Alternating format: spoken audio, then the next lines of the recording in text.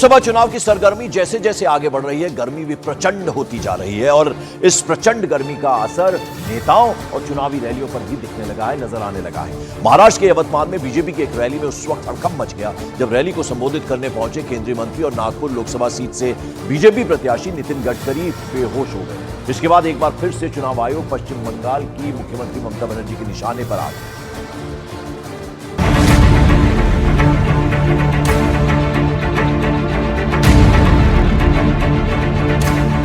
एक तरफ आसमान में सूरज प्रचंड होता जा रहा है तो दूसरी तरफ 2024 के लोकसभा चुनाव के दूसरे चरण का मतदान भी होने वाला है। जैसे जैसे चरण पास आते जा रहे हैं, राजनीतिक पार्टियां प्रचार भी तेज करती जा रही हैं। लेकिन भीषण गर्मी का असर न केवल रैलियों में उमड़ने वाली लोगों की भीड़, बल्कि एक के बाद एक रैलियां कर रहे राजनीतिक पार्टियों के स्टार प्रचारकों के लिए भी आफत बनती जा रही है। महाराष्ट्र के यवतमाल में उस वक्त अफरा तफरी मच गई जब एक रैली के दौरान केंद्रीय मंत्री और नागपुर लोकसभा सीट से बीजेपी उम्मीदवार नितिन गडकरी की तबीयत अचानक बिगड़ गई और वो बेहोश हो गए। ये घटना तब हुई जब वो एनडीए के उम्मीदवार राष्ट्रीय पाटिल के समर्थन में चुनावी रैली को संबोधित करने पहुंचे, जिसका वीडियो भी सामने आया, जिसमें वो रैली को संबोधित करने के दौरान अचानक बेसुध हो गए।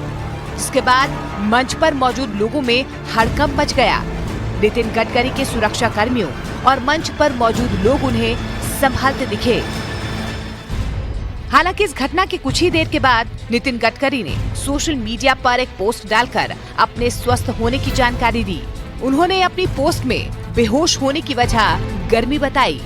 उधर भीषण गर्मी की वजह से नितिन गडकरी के मंच पर बेहोश होने की घटना पर पश्चिम बंगाल की मुख्यमंत्री ममता बनर्जी ने चुनाव आयोग पर निशाना साधा और एक बार फिर 3 महीने लंबे चुनावी कार्यक्रम को लेकर सवाल उठाए।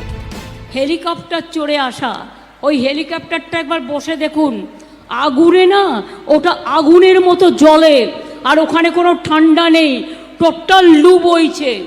হেলিকপ্টারটা রৌদ্রে থাকা মানে মনে রাখবেন 50 ডিগ্রিতে আমায় আসতে হয় এবং ওখানে আগুন জ্বলছে, মাঠে আগুন জ্বলছে। এত তীব্র দহনের মধ্যে 3 মাস ধরে ইলেকশন কমিশন বিজেপিকে সন্তুষ্ট করবার জন্য মানুষকে কষ্ট দিয়ে 3 মাস ধরে ইলেকশন করছে। बीजेपी नेता नितिन गडकरी इससे पहले भी 2018 में महाराष्ट्र के अहमदनगर में कार्यक्रम के दौरान बेहोश हो गए थे। तब महाराष्ट्र के उस वक्त के राज्यपाल विद्यासागर राव भी मंच पर मौजूद थे। उन्होंने ही नितिन गडकरी को संभाला था। उस दौरान ये जानकारी सामने आई कि उनका शुगर लेवल कम हो गया था और उसी की वजह से उन्हें चक्कर आ गया था। बाद में उन्हें मिठाई खिलाकर पानी पिलाया गया था।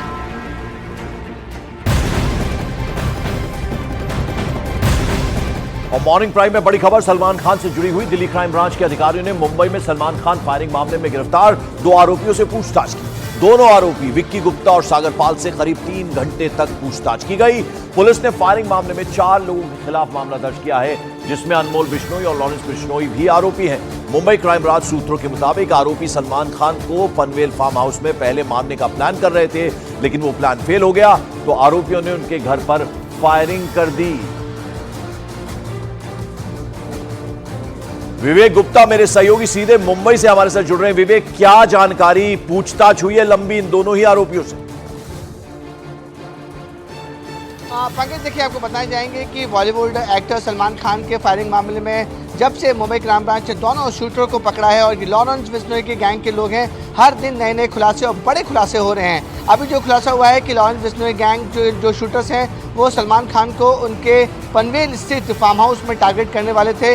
अब पूरा मामला लॉरेंस बिश्नोई से जुड़ा हुआ है तो दिल्ली स्पेशल सेल के लोग भी, उनकी पूरी टीम कल मुंबई आई थी और मुंबई क्राइम ब्रांच के अधिकारियों के सामने उन्होंने दोनों शूटर जो सागर पाल और विक्की गुप्ता है उनसे तकरीबन 4 से 5 घंटे तक लगातार पूछताछ की है और वो कोशिश कर रहे थे कि जो लॉरेंस बिश्नोई की जो पूरी गैंग है वो किस तरह से ऑपरेट करता है, उन्हें दिल्ली में कौन सपोर्ट कर रहा था, हरियाणा में कौन सपोर्ट कर रहा था, क्योंकि लॉरेंस बिश्नोई गैंग है वो नॉर्थ इंडिया में हरियाणा, दिल्ली और पंजाब इन साइड पे बहुत ज़्यादा एक्टिव है और दिल्ली स्पेशल से लगातार लॉरेंस बिश्नोई गैंग पर काम करते रही है। इसलिए दिल्ली स्पेशल टीम मुंबई आई थी। उन्होंने तकरीबन 4 से 5 घंटे तक दोनों आरोपियों से पूछताछ की है और जो पैटर्न है लॉरेंस बिश्नोई का उससे मुंबई क्राइम ब्रांच के सामने रखा है कि ये पैटर्न हो सकता है, इस एंगल में भी जांच की जा सकती है। एक और अपडेट इसमें पंकज सामने आ रहा है कि मुंबई क्राइम ब्रांच बहुत जल्द इस पूरे मामले में मकोका एक्ट लगाने वाली है। ये स्ट्रिंजेंट एक्ट है, अगर मकोका एक्ट लग जाता है उसके बाद मुंबई क्राइम ब्रांच के अधिकारी लॉरेंस बिश्नोई जो साबरमती जेल में बंद है उसे अपनी कस्टडी में लेकर मुंबई लाएंगे और मुंबई में लॉरेंस बिश्नोई से पूछताछ होगी। पंकज, शुक्रिया इस तमाम अपडेट और इस जानकारी के लिए आपका विवेक गुप्ता। और टाटा प्रीमियम देश की चाय करता है देश के हर वोटर से एक अपील, इस बार देश के साथ नो कॉम्प्रोमाइज। इस चुनाव में वोट जरूर करें।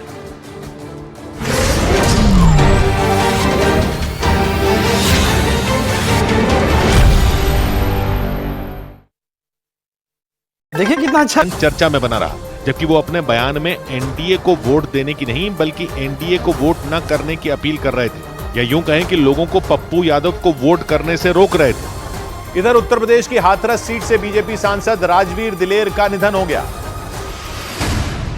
उत्तर प्रदेश की हाथरस लोकसभा सीट से बीजेपी सांसद राजवीर दिलेर का हार्ट अटैक से निधन हो गया। वो अलीगढ़ के एक अस्पताल में भर्ती थे। हाथरस में बीजेपी ने इस बार राजवीर दिलेर की टिकट काटकर अनूप वाल्मीकि को अपना उम्मीदवार बनाया है। सुप्रीम कोर्ट ने ईवीएम से वीवीपैट पर्चियों की मिलान के मामले में हुई सुनवाई के बाद अपना फैसला सुरक्षित रख लिया। इसके साथ ही कोर्ट ने टिप्पणी की कि संदेह के आधार पर फैसला नहीं दिया जा सकता। इससे पहले कोर्ट में ईवीएम के काम करने के तरीके पर चुनाव आयोग ने अपना पक्ष रखा। पश्चिम बंगाल के शिक्षक भर्ती घोटाला मामले में ममता सरकार ने कलकत्ता हाईकोर्ट के फैसले को सुप्रीम कोर्ट में चुनौती दे दी। राज्य सरकार ने देश की सबसे बड़ी अदालत से हाईकोर्ट के फैसले पर रोक लगाने की अपील की। हाईकोर्ट ने इस मामले में करीब 24,000 नौकरियों को रद्द करने का आदेश दिया था। उधर उत्तर प्रदेश की अमरोहा लोकसभा सीट से कांग्रेस उम्मीदवार दानिश अली की एक सभा में कांग्रेस और आम आदमी पार्टी के कार्यकर्ता मंच पर ही भिड़ गए। बताया गया कि उनके बीच ये लड़ाई मंच पर बैठने को लेकर हुई। वहां जब ये पूरा बवाल हुआ तब उस मंच पर आम आदमी पार्टी के राज्यसभा सांसद संजय सिंह भी मौजूद थे, लेकिन कई नेताओं की मौजूदगी में ही मंच पर हाथापाई शुरू हो गई। बताया गया कि भीड़ बढ़ने के बाद उस मंच से कुछ कार्यकर्ताओं को हटने के लिए कहा गया, लेकिन इसी बात को लेकर कांग्रेस और आम आदमी पार्टी के कार्यकर्ताओं के बीच झड़प हो गई। तस्वीरों में दिखा कि आम आदमी पार्टी के कार्यकर्ताओं ने कांग्रेस के एक कार्यकर्ता को घेर लिया और उसके साथ धक्का मुक्की शुरू कर दी। वो लोग इस कदर भिड़ गए कि मंच से कई बार हटने की अपील करने के बावजूद काफी देर तक बवाल करते रहे। हालांकि कुछ लोगों के बीच बचाव के बाद हालात बिगड़ने से बचा लिए गए। अमरोहा लोकसभा सीट पर यह हंगामा वहां से विपक्षी गठबंधन के उम्मीदवार और कांग्रेस नेता दानिश अली की सभा में हुआ। जिस वक्त कार्यकर्ताओं में लड़ाई हुई उस वक्त आम आदमी पार्टी के सांसद संजय सिंह भी मंच पर मौजूद रहे, लेकिन हैरानी की बात यह रही कि न तो दानिश अली और न ही संजय सिंह ने उन कार्यकर्ताओं को समझाने की कोशिश की। अमरोहा लोकसभा सीट पर दूसरे चरण में यानी 26 अप्रैल को मतदान होगा। इस बीच उत्तर प्रदेश की अमेठी लोकसभा सीट से रॉबर्ट वाड्रा के चुनाव लड़ने की खबरें सामने आने के बाद कांग्रेस में ही फूट पड़ती नजर आने लगी। चर्चा थी कि यूपी की इस हॉट सीट से कांग्रेस राहुल गांधी को दावेदार बना सकती है, लेकिन इस बीच वहां उनके जीजा यानी रॉबर्ट वाड्रा को प्रत्याशी बनाए जाने के लिए लगाए गए कुछ पोस्टरों से सियासी गर्मी बढ़ गई। क्योंकि गांधी परिवार की परंपरागत सीट मानी जाने वाली अमेठी लोकसभा सीट से रॉबर्ट वाड्रा की दावेदारी की चर्चा तेज हो गई और अमेठी में कांग्रेस के कुछ कार्यकर्ताओं ने तो बाकायदा प्रियंका गांधी के पति रॉबर्ट वाड्रा को अमेठी से प्रत्याशी बनाने की मांग करते हुए पोस्टर तक लगा डाले। इन पोस्टरों में मांग की गई है कि अमेठी की जनता करे पुकार, रॉबर्ट वाड्रा अब की बार।